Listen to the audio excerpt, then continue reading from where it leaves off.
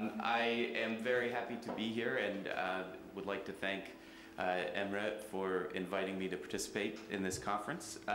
The title of my talk this morning is Delight in Darkness, and you may think that this is odd, or maybe I'm trying to be clever in referring to the importance of the dark in lighting design, but I do truly feel that light is at its core about the relation. Lighting design is at its core about the effective use of darkness and contrast, and in fact, to understand how to work with light is to understand the importance of how it relates to the darkness.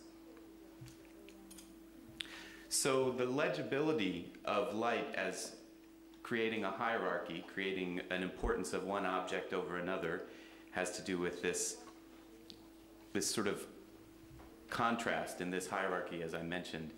In these images, you see how darkness creates this evocative kind of effect that makes you want to engage with light, helps us to understand how spaces are configured, draws our focus to certain things more than others, and creates mood in places within buildings, in interiors. And also emphasizes the character of the different architectural surfaces and materials that we use. So the answer to this question of why darkness is that light, when you work with light, you understand quickly that it is a relational medium, and that to work with light is to understand and become very adept at working with the dark and with shadow. Another reason why I propose that darkness is an important issue and why it's a very timely issue right now has to do with the energy use issues and the limits to energy use that are being placed upon us externally through codes and through legislation, but also through responsibility to limit our carbon emissions. And I think that through this energy use, I feel that the use of darkness as the intentional use of darkness is a tool that the designer can have, which will allow you to address limits to energy use that might be increasing over the future. That this is at the core of how we can deal with reduced energy use relative to lighting design without ending up with environments like this. Environments where you feel that the legislation or the technology was resulting in lower light levels, and that this is something that's compromising the quality of our buildings. So why darkness, why now, is this issue of light and its relationship to dark, and also this potential for underlighting that might result from external pressures that I anticipate will increase. Now, I have some specific areas of concern that I'd like to talk about, and these I would consider to be a few different ways to think about darkness in this context. And the first is the modulation of shadow, the use of shadow to create variation. And first I'd like to speak about this on a specific surface, or in a more two-dimensional presentation. So we understand at a very basic level that the character of the shadow on a surface and the position of the light, position and character of the light source relative to that surface determines how we perceive a surface, and can be quite dramatically different based on how light is used. So here you see the same material, a textured piece of stone, that with different lighting conditions creates a very different kind of has a very different kind of understanding. So the role of darkness and shadow in helping us to understand texture is very important. And this has, in the character of texture as one of the important characteristics of architectural materials, is something that you can use darkness to bring out or suppress. This is a project where it's a chapel in Boston, USA, that was designed by a Finnish architect, Eero Saarinen.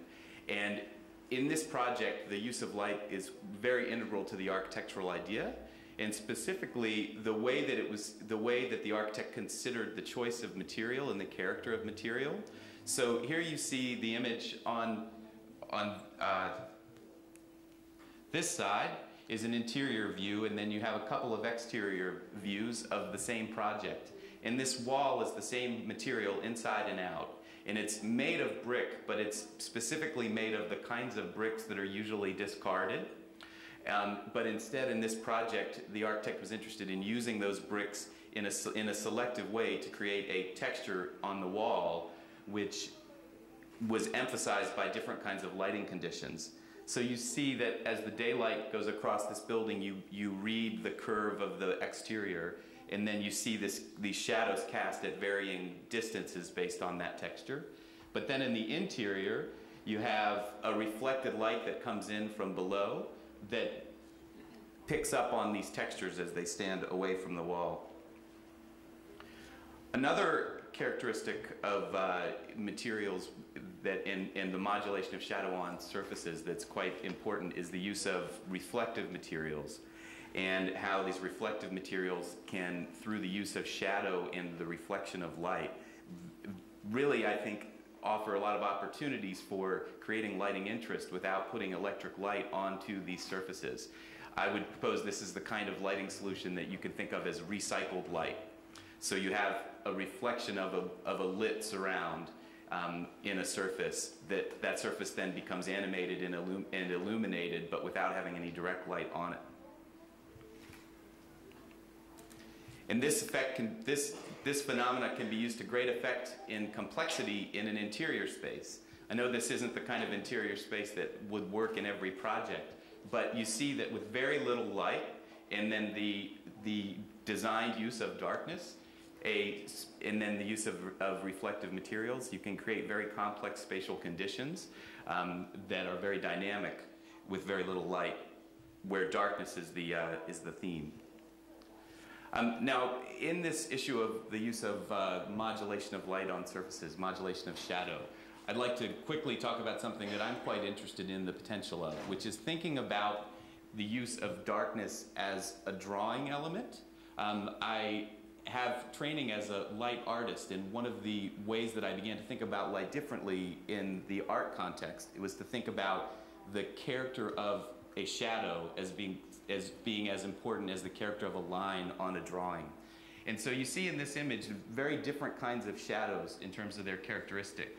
You get sharp edges from two forms that are angular, and then these dark surfaces that get a tone of shadow where even the contrast between the highlight and the shadow is minimized. And then up at the top, this beautiful gradient of light across a surface that's textured and curving. So I think about this as a drawing, really. And this is a project that I did where I was thinking about this idea of using shadow as a drawing element and darkness as a drawing element. So here you see two views of an installation this installation during the day. It's quite a simple setup where you have a window that has solid portions, sunlight that moves across it. So during the course of the day, you have this very sharp shadow from sunlight that moves across these elements, which are cabling. And you get some shadow from the cabling that is a bit more sharp than the shadow from the window frame, just by virtue of how close that is to the surface. But then you see the potential with electric light to introduce a very different kind of a drawing, very different kind of shadow pattern, and one that makes you more aware of the distance between that cord, that cabling, and the wall surface. And I'm quite interested in the subtlety of this soft shadow, which is more like the rounded portion on the previous image, and then this more hard-edged shadow. And then I'm not sure that you can see, but you have some reflected color that fills in this shadow with green. So there's a real subtlety to how these shadows are different. And I think that, again, the potential to think about the lack of light, the shadow, the darkness, with as much creative intensity as we think about where we apply light is not only for the purpose of allowing us to deal with these energy codes, but it's very much about doing good design. Now, the next issue of modulation of shadow that I'd like to discuss is in a spatial context. So we've moved away from a single surface, and we're now talking about the realm of human perception and architecture. Now, these images by Bernice Abbott, these photographs of elevated train track in New York City, are an example of, I think, the way that many architects think about shadow in terms of space. It's quite simply a result of a pattern of open and closed surfaces that are animated by the moving sun. And there's no question this is very beautiful.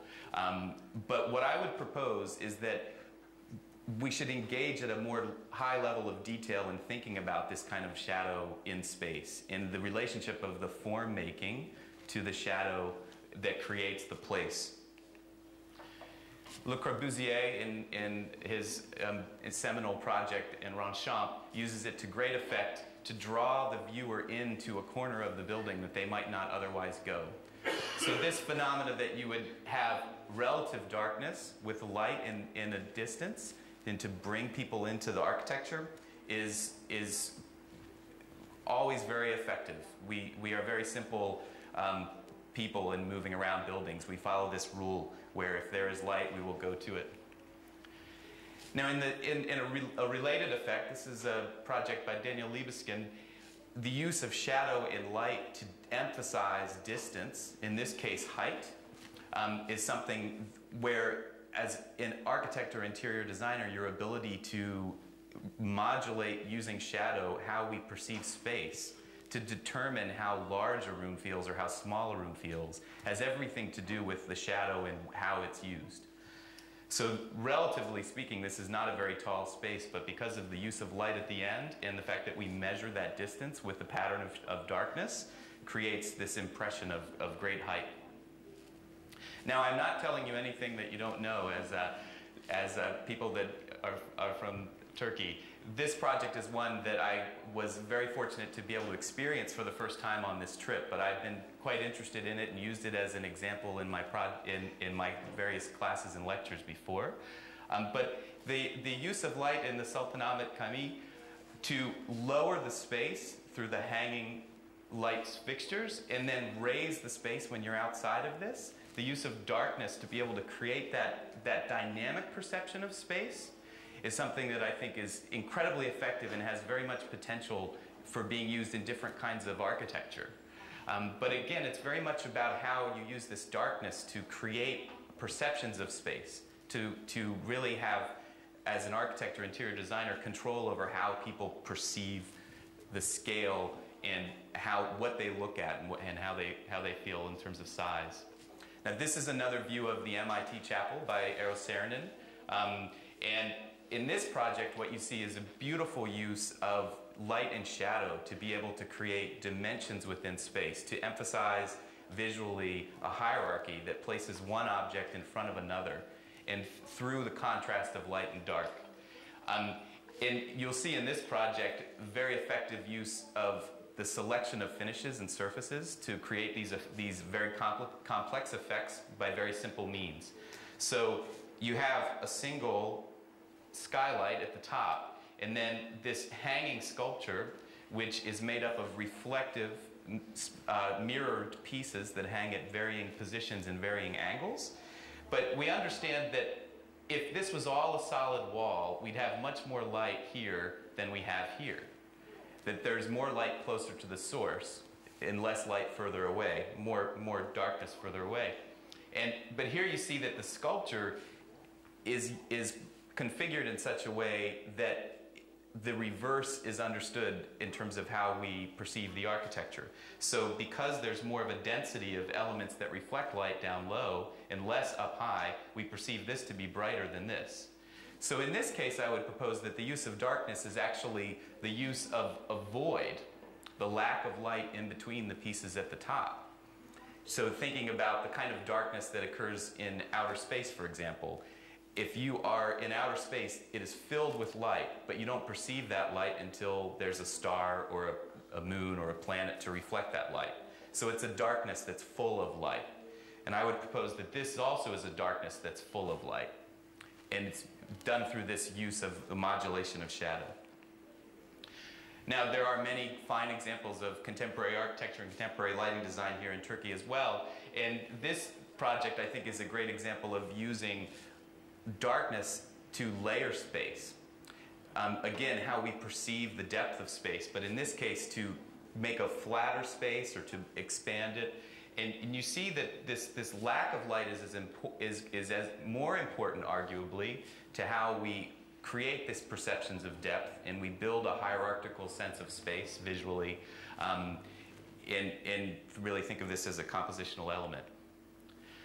Now, this image, another project here in Turkey, I think shows, we understand from looking at this image the limitation of photography in showing some of these ideas that I'm proposing to you.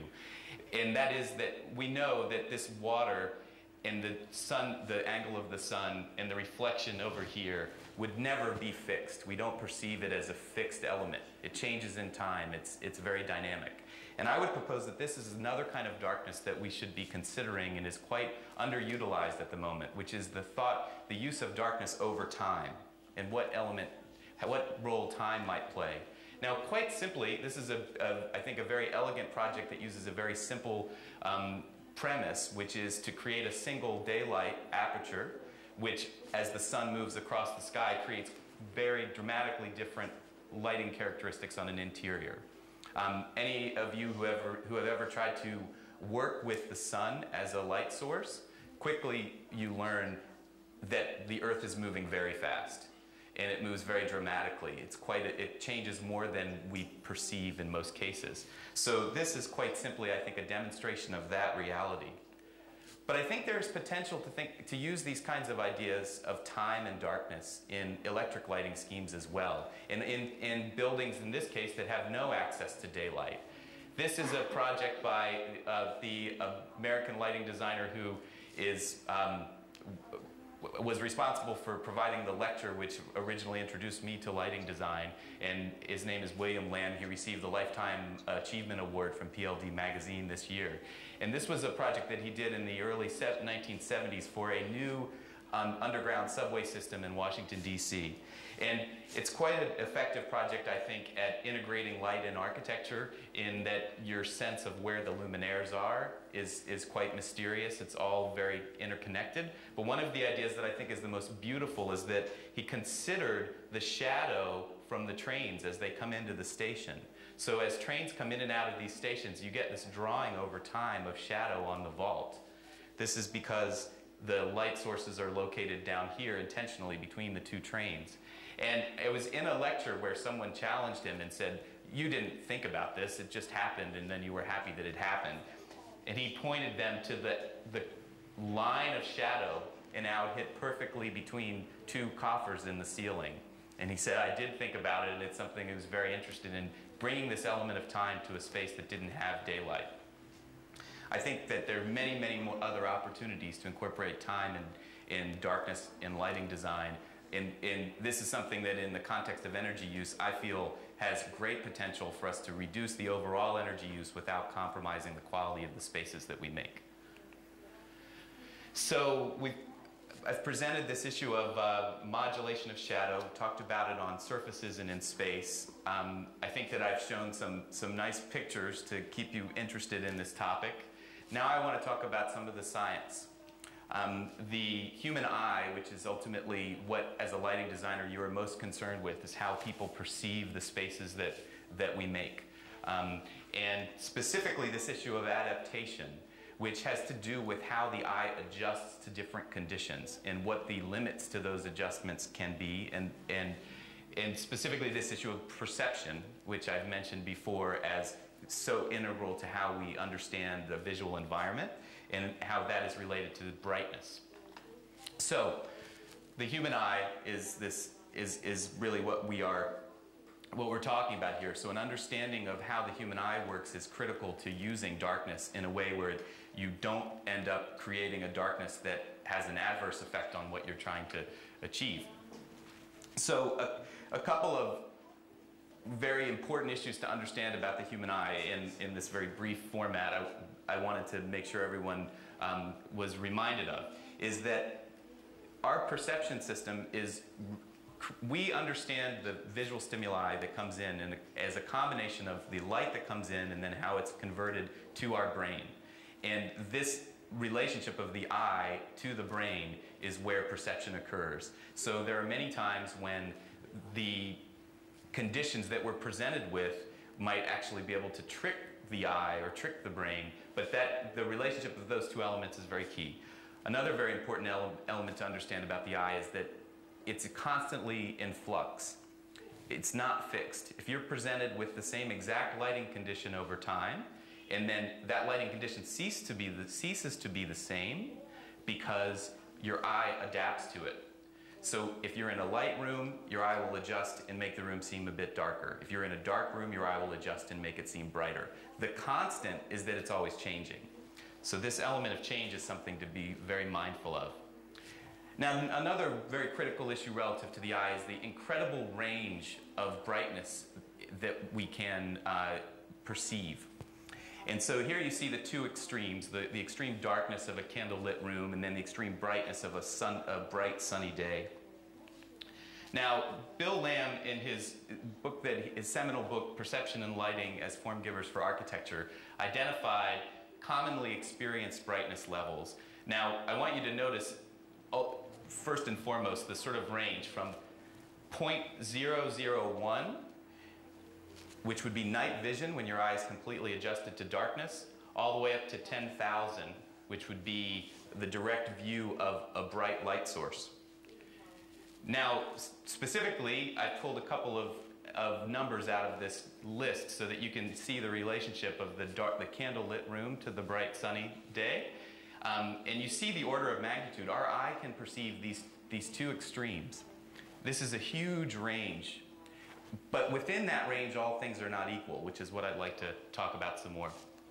Now, before I do, I want to make sure that everyone shares an understanding of the importance of, when you're dealing with lighting design, is the light that comes off of a surface and enters into your eye.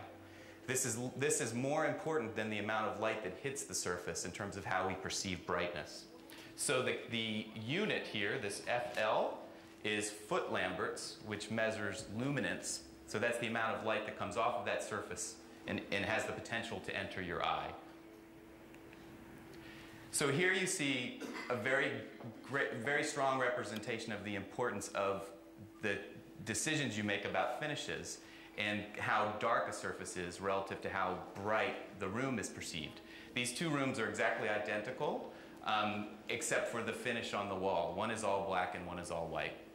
So the importance of this reflected light is very important to understand. Can't be underestimated. Here's another example by Arata Isosaki about that demonstrates the use of adjusting the surface characteristics as a way to work with lighting design. So here you have a space that's illuminated all by the same level of brightness, but the surfaces send more light or less light back into your eye.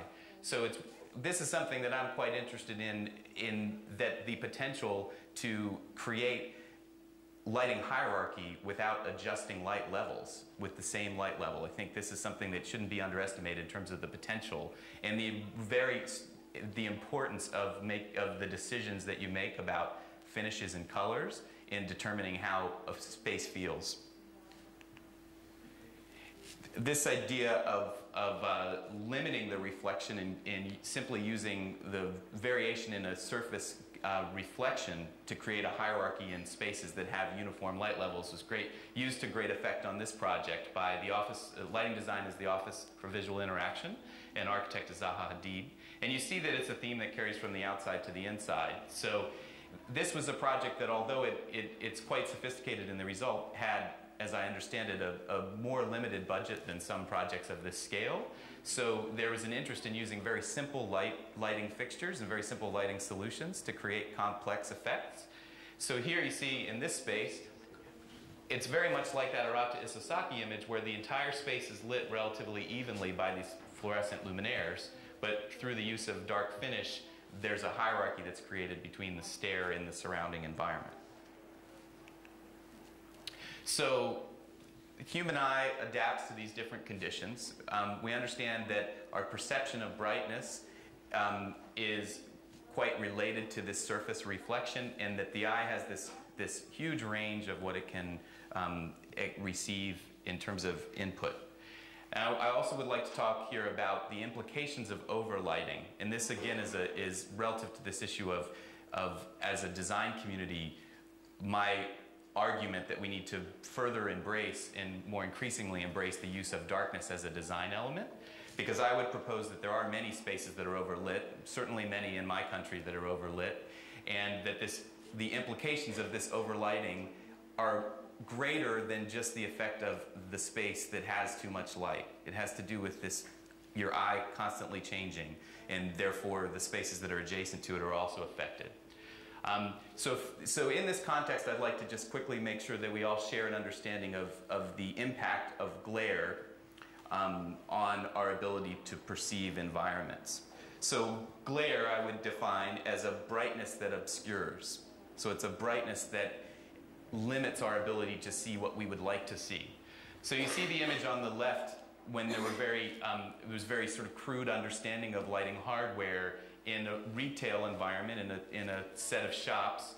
You had these luminaires that were brighter than the merchandise.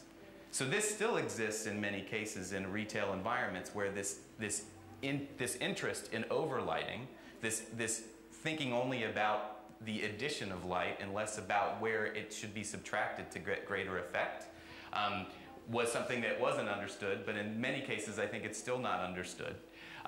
But by simply covering up a view of those direct sources, this becomes brighter by association. So to the human eye, your eye adjusts to that bright point, and it makes this darker. In the nighttime environment, outdoor environment, you have the same sort of a phenomenon. Now, simply put, there is the same amount of light in the stars in both of these images. What has changed is the surrounding environment and the glare that's created by that single street light. So the impact of glare being produced by overlit environments is something that I think we should be more mindful of. Now, again, I know that we're all in the indoor track here, but I thought that it was important to communicate the implications in the nighttime environment relative to this issue. And specifically, I think that when you discuss this idea of darkness and you propose that darkness is something that we should embrace more in terms of our design methodology, you have to address the fact that right now, and I think there will always be this perception of darkness as being something that's unsafe. So what I would argue here, though, is that I'm not in any way arguing that there should be less light. It's just a different kind of a light, and a light that exists in context of darkness that's more effective. So the image on the left is the sort of urban lighting installation that you might typically encounter. You have very few luminaires. They're very bright, and they're located up high so that they can put the most amount of light possible on this ground plane. It's all very driven by this idea that the ground surface is what creates the perception of safety. But this glare that comes from those sources is quite important. So I would argue that you enter this square, and unless you're directly under those light sources, there are areas of this square that feel unsafe. And even when you are directly under it, you can't see things that are outside of that zone because the balance of light and shadow has not been effectively used. Over here on the right is a relatively recent project by the landscape firm Field Operations and Diller Scofidio, lighting designers, L'Observatoire International. And this project was quite innovative in the use of darkness in an urban lighting condition to great effect. And I think there was a very simple idea, which was that no luminaires should be above eye level. Their concept was that they wanted you to be able to walk on this. It's an elevated park. It's above the street level in New York City. And they wanted you to be able to walk on this park where you looked out over the city without any sort of glare that limited your view to those lights. And the effect is quite romantic, I think, in terms of your relationship to the city. I'm very interested in it in terms of the success of it in creating a good urban place.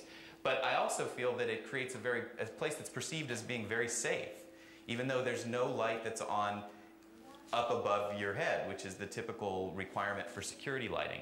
So this idea that you would have light be located quite low and you would control glare fully is one that created a very safe environment that's quite different from this. And I think it's about the fact that glare has been dealt with so effectively. Now, I'd like to show a few common examples of glare in the interior environment. One would be the poor distribution of light. So here we're talking about high contrast light being placed where we don't want high contrast light to be placed. So the effect of this bright spot in the glow from these fixtures results in, and then I noticed, of course, the black table to create the highest contrast finish selection that they could, would result in a space that would be very hard to read anything on this table, even though there's a lot of light in this space. So the impact of reading and the impact of visual tasks is being greatly affected by the glare that's produced by that poor light distribution. Another example, again, found in many cases and in many very strong architectural designs, I would say, is the unbalanced use of daylight. We go back to that image that I showed that showed the quantity of daylight of foot lamberts, the luminance from a daylit space to a dark interior space. This ratio is hard to underestimate. There's so much more light outside, even on a dim day, than there is inside. So it's terribly important as an architect and interior designer to think about bringing the light in from outside, but bringing it in such a way that you don't create glare that causes you to have to use more light on the inside to balance it. And again, the use of dark finishes compounds this problem. And then another common use phenomena that causes glare in the interior environment is reflected glare. So here you see a reflection of a light source that's located below this bench in a high polished marble floor. I can't emphasize enough how important it is when you make decisions about finishes to think about the lighting that is presenting that material. In many cases, I think you pick the finish up in your office and hold it up to the window to try to understand what it will look like, but that isn't often the lighting condition that it's presented under. So here's another chart that talks about this issue of glare relative to the visual ability or visual acuity. So what you have here is two different graphs that show the same information but in two different ways. So on the vertical scale you have the percentage of how effective we can be at performing a visual task. And on the horizontal scale you have the amount of background luminance, so the light coming off of that task into your eye. Now, I'd like to summarize this for you, but you see initially that it's quite a dramatic scale and that it seems to have the biggest change right in this sort of zone, right? So a couple of important things to recognize from this chart is that we have 57% of our maximum ability to perform a visual task when there's only 1 foot lambert.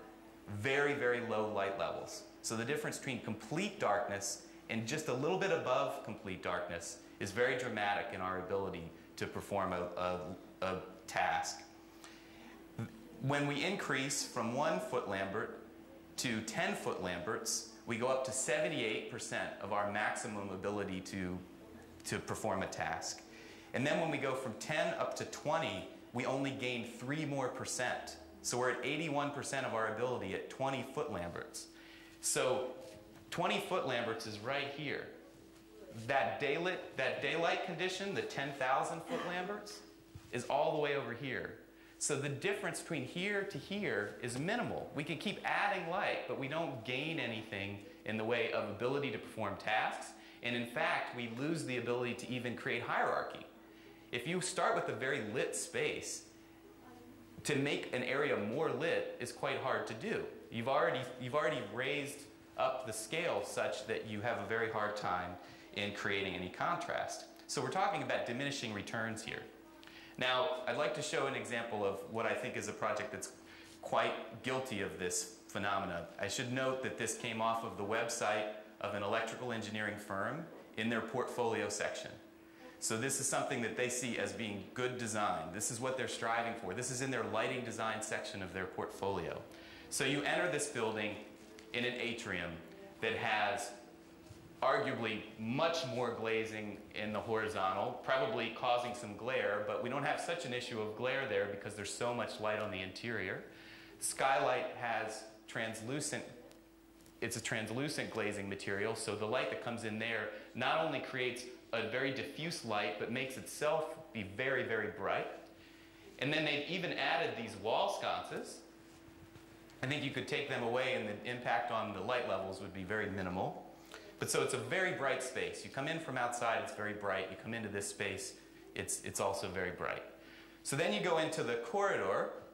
Again, there's an attempt to light every single space. And I think this is something that I know that when I've worked with some architects, the question that you're asked in a design meeting is, don't we need a light over here? It'll be some corner of the building, maybe a little door to a bathroom. And so you'll look at the plan and there'll be one area that doesn't have any light. And the question is, why don't we have light there?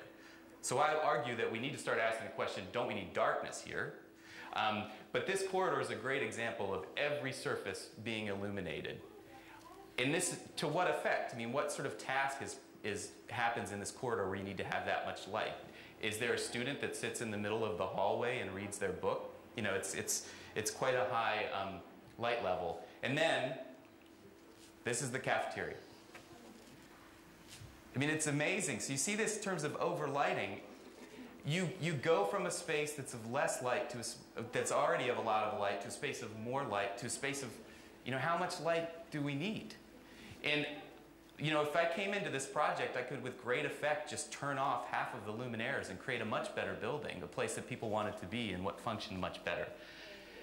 So the implications of overlighting are quite important, not just in terms of the energy use, but also in terms of how we're introducing adaptation. We're adjusting the human eye to quite high light levels, and then we have to continue to raise the light levels to be able to create this hierarchy. So where's this coming from? Why would we end up in this situation of overlighting?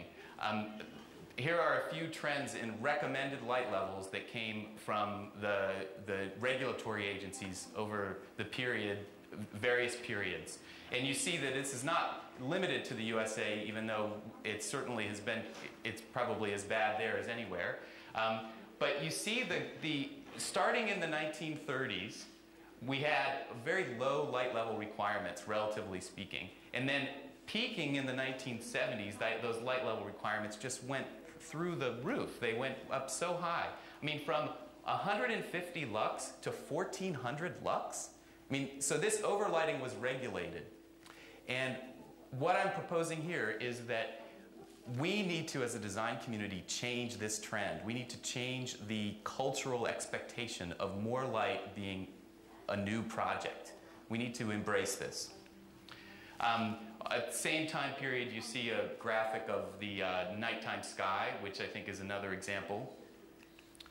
And then I'd like to end by referencing the text that Kulipat also referenced in the keynote lecture that was written by Tanizaki in 1933, right at this critical juncture. And I bring this up to also look at it in this context. These are 3 images from Japan today. Now, the Japanese aesthetic, I think, still embraces the use of darkness at a level that's much more sophisticated maybe than some other cultures, but you see that there are plenty of examples of overlighting that exist within Japan. So I use this to say that we can change the cultural perceptions of light and shadow, and we should change that. So right now, when you do a search for the words that are synonymous to darkness, you get many of these words that are still perceived as being negative. But I would propose these are the words that we should focus on. Thank you.